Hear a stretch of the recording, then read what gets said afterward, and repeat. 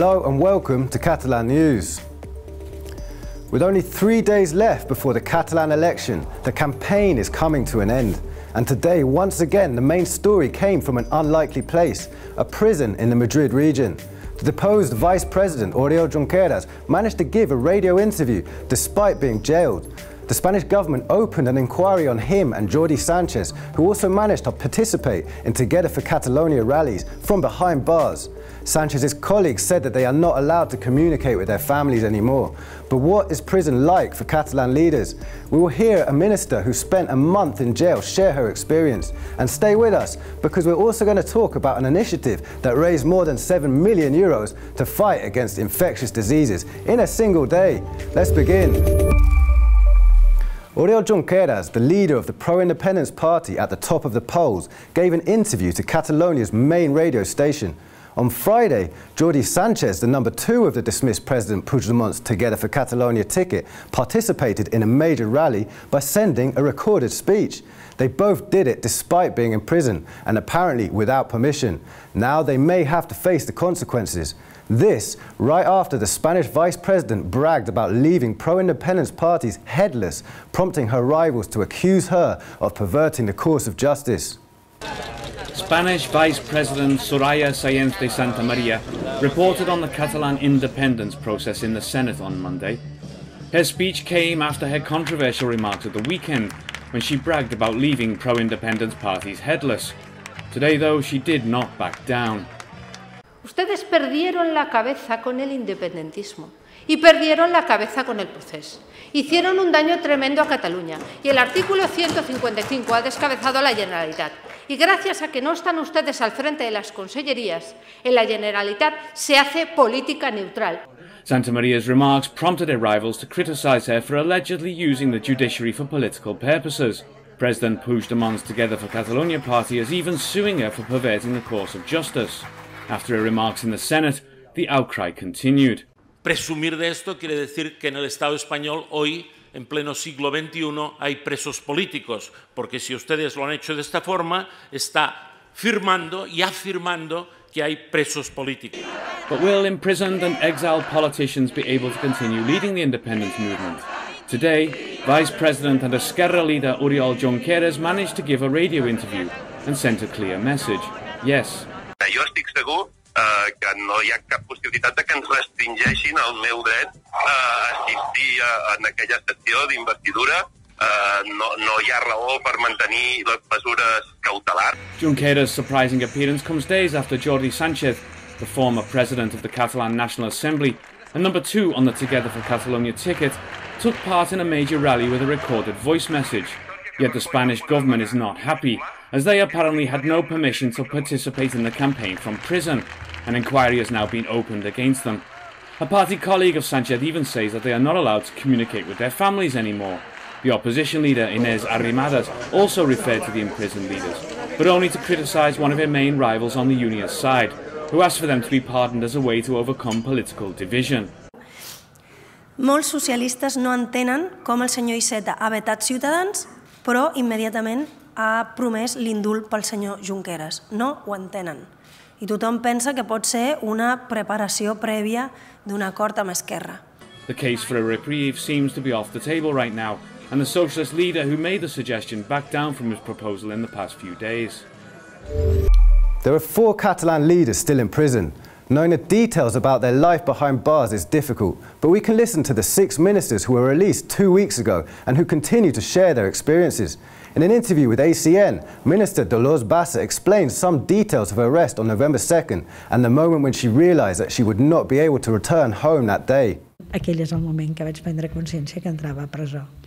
I potser és el moment més dur de la meva vida, perquè no sabíem on anàvem, no sabíem què passaria i ens van emmanillar a darrere. Jo vinc d'una operació de tendons del braç i vaig demanar que, sisplau, fossin emmanillats a davant i em van dir el protocolo és així, sense donar cap explicació ni res, per passar en un passadís fosc que no hi havia absolutament res i ens van tancar en una cel·la horrorosa, una cel·la sense finestra, com si estessis en un búnquer, una porta metàl·lica i amb un sol banc a la cel·la. sense dir-te ni per què hi eres, ni per quina estona hi estaries, ni què farien després. Això va ser molt angoixant. And now, let's get back to our visits to campaign events to learn more about the parties likely to get seats in the Catalan chamber this election. Today, we meet Catalonia in Common at their recent act in Badalona, a local town gathering attended by some notable international names. While not expected to garner more than 10 seats in Parliament, the Catalonia in Common coalition has more power than may seem. It's refused to position itself in either pro-independence or unionist blocs. So, if no one gets the majority, its support could be key after December 21st. The coalition includes the party of Barcelona Mayor Ada Colau, known for her grassroots activism. Additionally, the Catalan branch of Podemos, an anti-austerity party born out of Spain's Indignados movement, advocating for change. It's the best choice to bring new and fresh air to the Generalitat of Catalonia. Its predecessor in the 2015 elections, when it won 11 seats, was Catalonia, Yes We Can. For 2017, they're led by Xavier Domènech, with the motto, "We have much in common." They've positioned themselves against Catalonia's unilateral independence, but also against Spain's measures to stop it, inasmuch they claim to stand for everyone. Nosaltres pensem en construir, en recosir, en construir un govern realment transversal que sigui de tot el poble de Catalunya. Still, unwavering neutrality has caused cracks in the foundation. One of its leaders quit the party and is now participating in pro-independence rallies, saying that on December 21st there will only be two sides, democracy and authoritarianism. Catalonia in Common has since gained new speakers, though, attracting international figures of the left like English writer Owen Jones and French politician Jean-Luc Mélenchon, emphasizing its European view. It's not about Catalonia, it's about Spain, it's about Europe, and it's about our future. And this is just one of the party's strategies to make it in a highly polarized election.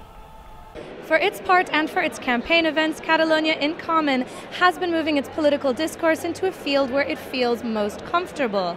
That is, left-leaning versus right-leaning politics, as opposed to pro-independence and unionist. The party is very clearly in the left-leaning field, and this is why it has also brought many leftist leaders from around the world to its political events. More than 20 cartoon artists from all over the world have condemned what they called a violation of the freedom of expression in Catalonia. Through illustrations published in the non-profit publication Illegal Times, the artists denounce human rights violations in the country and what they consider to be attacks on collective and individual rights, as well as the right to free speech. To coincide with the election campaign, 10,000 copies of the publication have been distributed throughout Catalonia. Moving on to business now, and there is some good news for all the travellers out there, both business and pleasure, especially those who have to head west over the pond. The low-cost airliner Norwegian has announced that it will be operating more routes between Barcelona and the United States. A total of 646,000 passengers will be able to travel to and from both countries each year, an increase of 77%. As of March 2018, the airline will operate 2 more weekly routes to Los Angeles and San Francisco, bringing the total to 5 each.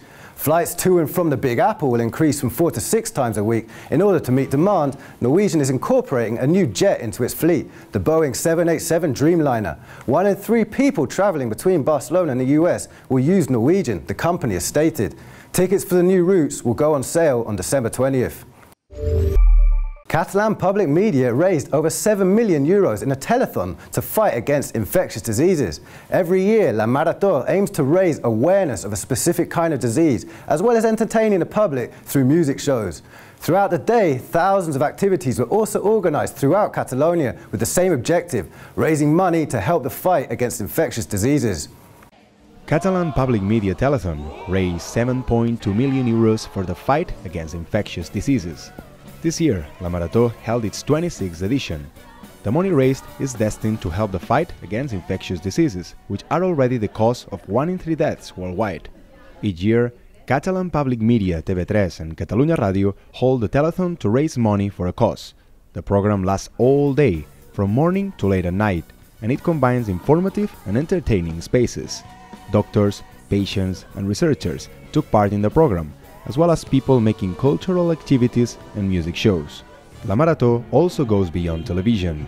more than 3,000 activities were organized throughout Catalonia with the objective of raising money and awareness for infectious diseases. I tal com estan les coses avui en dia, és molt important la implicació de tota la societat.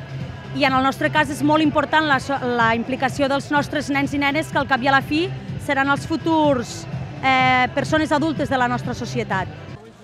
In Girona, in northern Catalonia, the firefighters' race was one of the most popular activities. It's been held for the last 11 years, and hundreds of people participate in it. From Brussels, Carles Puigdemont joined the telethon. He raffled the Girona football team shirt, signed by himself, and raising 1,540 euros.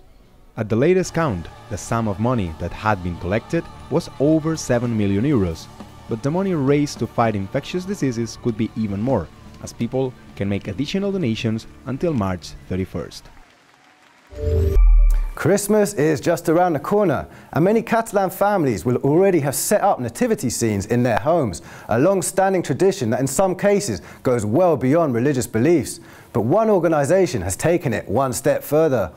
The Pesebrista group of Parets del Vallès has dedicated itself to the recreation of the iconic religious scene for the last 31 years, and this year has been no exception. Once again, it has made the largest nativity scene in Catalonia, measuring a total of 230 metres, even including a scale model of the emblematic mountain Montserrat. Organisers said this was the biggest challenge they faced when building the display, which includes another twist on the original version of the Bible story. It's set between the 40s and 60s, allowing a little bit more creative license. The display includes motor vehicles as well as the cable car, which takes visitors up Montserrat to its monastery. That's all for today's show. We leave you now with some images of a factory in Chichona, south of Valencia, where they make the delicious almond nougat that many Catalan families love to eat for Christmas. We hope you enjoy it and see you tomorrow.